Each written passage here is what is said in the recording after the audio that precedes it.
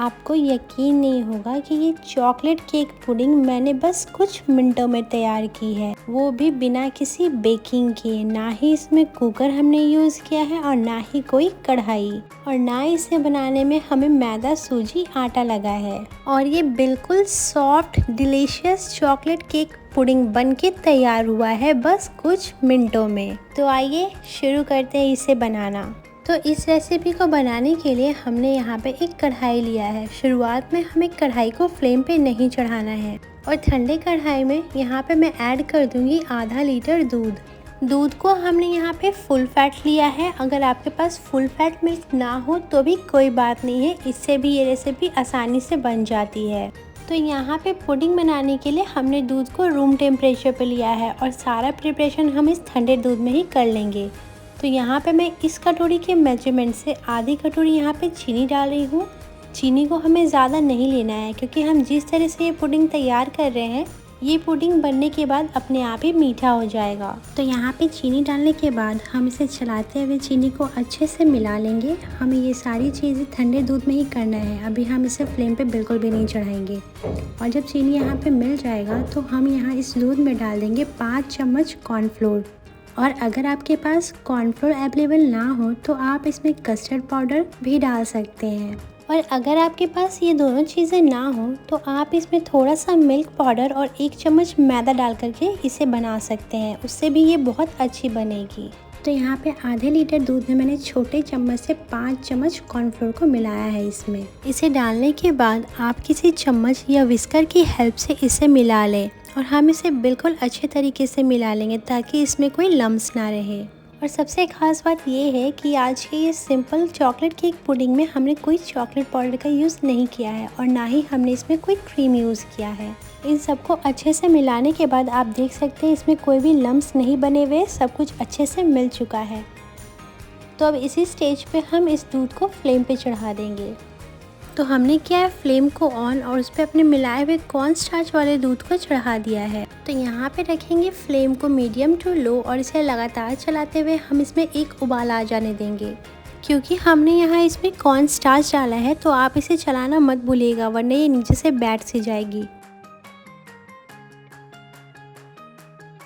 और बस कुछ ही देर में आप यहाँ पे देखेंगे कि ये दूध बिल्कुल अच्छे से गर्म हो चुकी है और ये थिक होनी शुरू हो गई है।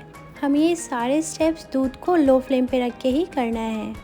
और कुछ ही देर में आप देखेंगे कि यहाँ पे दूध की कंसिस्टेंसी बिल्कुल थिक हो गई है। तो बस इसी स्टेज पे हम डाल देंगे यहाँ पे 5 छोटे चम्मच चॉकलेट बिस्किट का पाउडर। जी हाँ, हम यहाँ पे यूज़ कर रहे हैं चॉकलेट बिस्किट पाउडर। अगर आपके पास चोको पाउडर है तो आप उसे भी यहाँ पे डाल सकते हैं। और ये चॉकलेट बिस्किट पाउडर को हमने बहुत ही इजीली घर पे ही बनाया है। आप यहाँ पे कोई भी चॉकलेट बिस्किट ले सकते हैं। अगर वो क्रीम वाला हो तो क्रीम को आपको साइड कर देना है और बिस्किट वाले पार्ट को आपको बिल्कुल अच्छे से ग्राइंड करके चॉकलेट बिस्किट पाउडर तैयार कर लेना है। और जब आप इसे डालें तो बिल्कुल कंटिन्यूअसली मेरी तरह चलाते हुए अच्छे से मिला लेंगे। और चॉकलेट केक पुडिंग बनाने के लिए हमने जो ये चॉकलेटी बैटर तैयार किया है, इसमें शाइनी और ग्लॉसी लुक लाने के लिए हम यहाँ पे ऐड कर रहे हैं 4 चम्मच बटर। और अगर आपके पास बटर अवेलेबल ना हो तो आप यहाँ पे अमूल फ्रेश क्रीम जो आती है ना, आप उसे भी 4 चम्मच यहाँ पे डाल सकते हैं। और नहीं तो जो दूध की फ्रेश वाली मलाई होती है ना, तो हमने जो दूध को शुरू में तैयार किया था उसी समय आप उसमें 4 चम्मच फ्रेश मलाई भी डाल सकते हैं।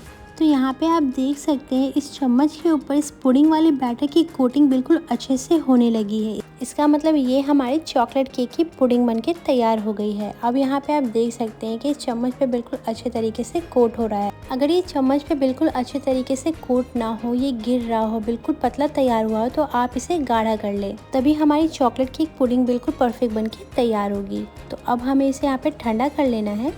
तो नेक्स्ट मैंने यहाँ पे लिया है अपने super tasty no bake chocolate cake pudding बनाने के लिए ओरियो बिस्किट्स। आप चाहे तो डार्क फैंटेसी बिस्किट या अपने मन पसंदीदा कोई भी बिस्किट को ले सकते हैं। तो क्या करना है, अब हमें ये जो बिस्किट हमने लिए हैं, हम इसके ऐसे मोटे मोटे लेयर्स नहीं लेंगे। इस बिस्किट को हम पहले स्प्लिट कर लेंगे और आप चाहे तो इसमें क्रीम लगे रहने दें और नहीं तो आप क्रीम को सेपरेट भी कर सकते हैं। और यहाँ पे आप देख सकते हैं हमने सारे बिस्किट को स्प्लिट कर लिया है और मैंने यहाँ बिस्किट में से क्रीम को नहीं हटाया है। और अगर आप चाहें तो सारे क्रीम्स को हटा के साइड में रख सकते हैं। तो ये हमारा चॉकलेट केक पुडिंग बनने के लिए बिस्किट्स भी यहाँ पे तैयार है। अब हम इसकी लेयरिंग करेंगे। तो आपको कुछ इस तरीके का गहरा कोई बर्तन ले लेना है और हम इसी में अपने चॉकलेट केक पुडिंग को तैयार करेंगे।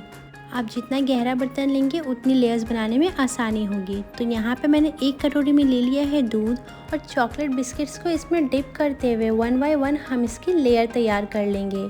डिप करने से चॉकलेट बिस्किट सॉफ्ट हो जाती है और हमें इसकी रैंडमली यहाँ पे लेयर तैयार कर लेनी है। हमें इसकी बहुत मोटी लेयर नहीं तैयार करनी है। 1 बाय 1 डिप करते जाए और इसे लगाते जाए, डिप करते जाए और लगाते जाए। तो यहाँ पे देखिए हमारा फर्स्ट लेयर बनके बिल्कुल तैयार है। और नेक्स्ट हमने जो पुडिंग को तैयार करके रखा था हम उसे चम्मच से लेके यहाँ पे इस तरीके से एक पतला लेयर तैयार कर लेंगे और हमें यहाँ पे इसे डाल के चारों तरफ अच्छे से स्प्रेड कर लेना है। ये जो no bake delicious chocolate cake pudding हम बना रहे हैं ये बच्चे से लेके बड़ों तक सबको बहुत पसंद आएगी। और यहाँ पे हमारी पुडिंग की फर्स्ट लेयर बनके तैयार हो चुकी है। अब हम इसी तरीके से सेम सेकेंड लेयर को भी तैयार कर लेंगे। तो यहाँ पे हमने बाकी चॉकलेट बिस्किट्स को डिप करते हुए उसी तरीके से लगा लिया है। और इस पुडिंग को बनाने के लिए आप जितना गहरा बर्तन यूज़ करेंगे आपकी पुडिंग उतनी ही ज़्यादा टेस्टी और लेयर वाइज बनेगी। तो यहाँ पे मैंने सेकेंड लेयर में सारे बिस्किट्स को अच्छे से लगा लिया है। अब बारी है इसकी थर्ड लेयर तैयार करने की। तो हमने जो भी बर्तन यहाँ पे यूज़ किया है ना तो हमें पुडिंग को बिल्कुल उसमें ऊपर तक भर लेना है। तो यहाँ पे हमारा थर्ड लेयर तैयार हो रहा है और हमने यहाँ पे पुडिंग को डाल के बिल्कुल अच्छे तरीके से चारों तरफ फिर से फैला लिया है। और वही सेम प्रोसेस हमें यहाँ पे फिर से रिपीट करना है। उसी तरीके से चॉकलेट बिस्किट्स को दूध में डिप करके यहाँ पे लेयरिंग कर ली है। तो यहाँ पे मेरे पास 5 से 6 बिस्किट्स ही बच गई थी। तो मैंने जैसे सेकेंड और फर्स्ट स्टेप में किया था बिल्कुल भर दिया था बिस्किट से, आपको भी यहाँ पे बिल्कुल उसी तरीके से करना है।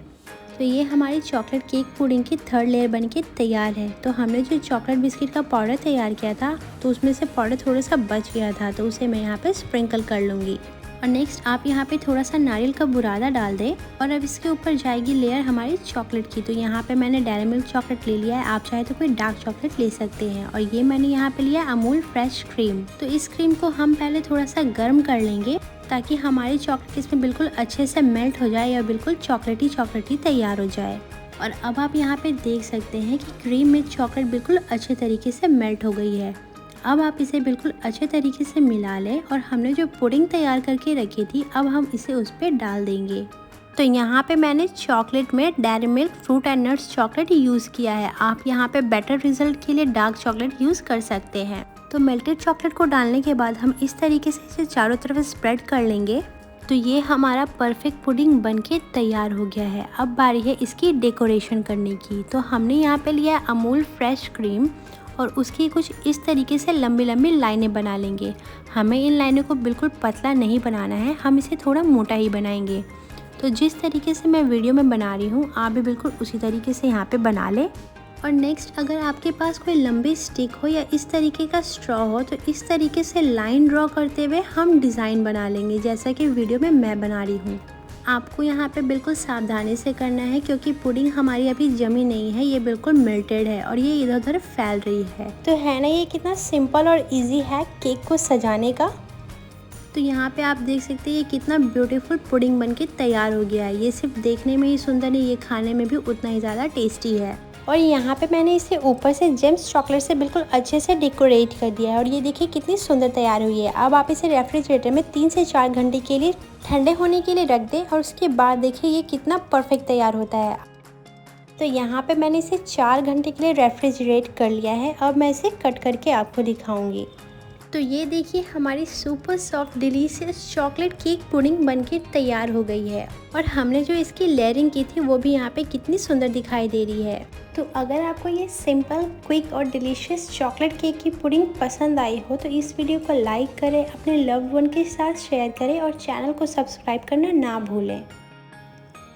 Thank you, keep watching.